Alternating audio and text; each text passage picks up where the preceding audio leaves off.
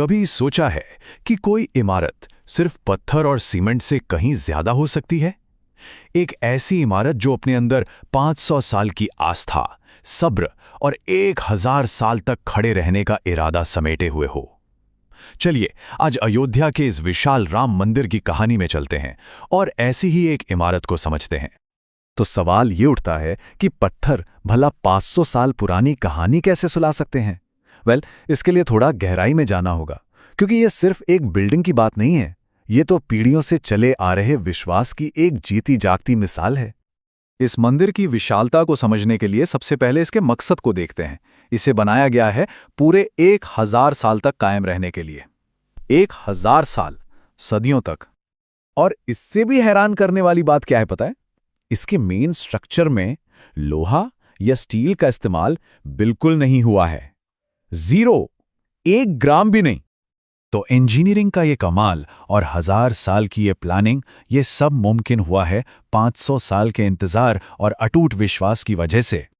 तो आखिर ये 500 साल लंबा सपना हकीकत कैसे बना? चलिए उस पूरे सफर पर एक नजर डालते हैं जिसने इस मंदिर की नींव रखी। ये सफर कोई छोटा मोटा नहीं था। लगभग 500 साल का इंतजार। कई पीढ़ियां आईं और चली गईं, लेकिन आस्था बनी रही। फिर आई तारीख 9 नवंबर 2019, जब सुप्रीम कोर्ट ने एक ऐतिहासिक फैसला सुनाया जिसने इस लंबे विवाद को खत्म किया।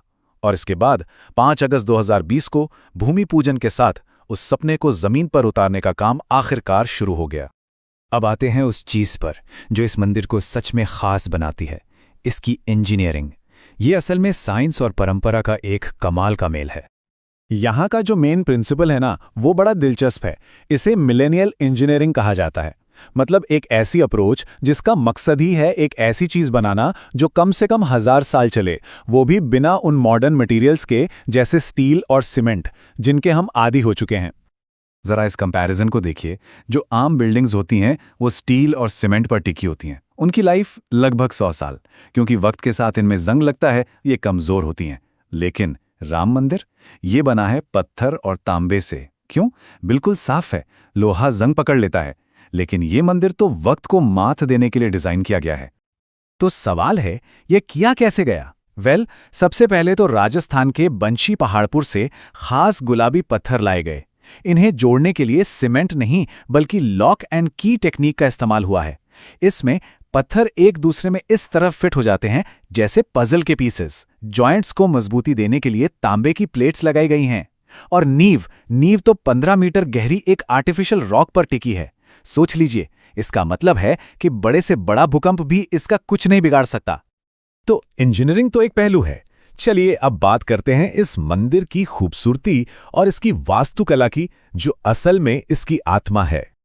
ये मंदिर नागर स्टाइल में बनाया गया है। ये नॉर्थ इंडिया की एक बहुत ही प्राचीन टेम्पल आर्किटेक्चर स्टाइल है। इसकी सबसे बड़ी पहचान होते हैं इसके ऊंचे शानदार शिखर। और इसकी विशालता का अंदाजा इन नंबर्स से लगाइए।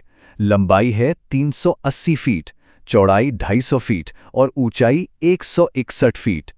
3 फ्लोर्स हैं, 392 पिलर्स हैं और 44 दरवाजे। मतलब ये सच में एक मॉन्यूमेंट है।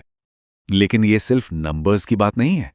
इसके जो 392 पिलर्स हैं ना, उनमें से हर एक पर इतनी बारीकी से देवी देवताओं की आकृतियां उकेरी गई हैं कि ऐसा लगता है मानो पत्थर खुद ही कहानियां सुना रहे हो। यह सिर्फ एक मंदिर नहीं बल्कि भक्ति की एक ओपन आर्ट गैलरी है। और अब आते हैं एक ऐसी चीज पर जहां मॉडर्न साइंस और प्राचीन आस्था हाथ मिलाते हैं। यह है सूर्य तिलक सेरेमनी। जरा इमेजिन कीजिए, हर साल रामनवमी के दिन ठीक दोपहर 12 बजे सूरज की किरणें हाई क्वालिटी मिरर्स और लेंसेज के एक कॉम्प्लेक्स सिस्टम से होकर गुजरती हैं और आखिर में सीधे रामलला की मूर्ति के माथे पर पड़ती हैं, एक तिलक के रूप में। यह सूर्य तिलक 4 से 5 मिनट तक रहता है। यह इंडियन साइंटिस्ट द्वारा बनाया गया एक बेहतरीन ऑप्टो मैकेनिकल सिस्टम है। साइंस और श्रद्धा का अद्भुत संगम। तो इस मंदिर के बनने का असर सिर्फ आस्था तक सीमित नहीं है, इसने पूरे अयोध्या शहर का नक्शा ही बदल दिया है। आज अयोध्या एक नए दौर में है। एक ग्लोबल टूरिज्म हब, एक कल्चरल एपिसेंटर और इकोनॉमिक ग्रोथ का सेंटर। इस मंदिर ने शहर को हर तरह से एक नई दिशा दी है। ग्लोबल कनेक्टिविटी के लिए नया इंटरनेशनल एयरपोर्ट बन गया है।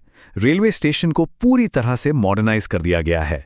होटल इंडस्ट्री से लेके छोटे वेंडर्स तक सबके लिए रोजगार के नए मौके बने हैं।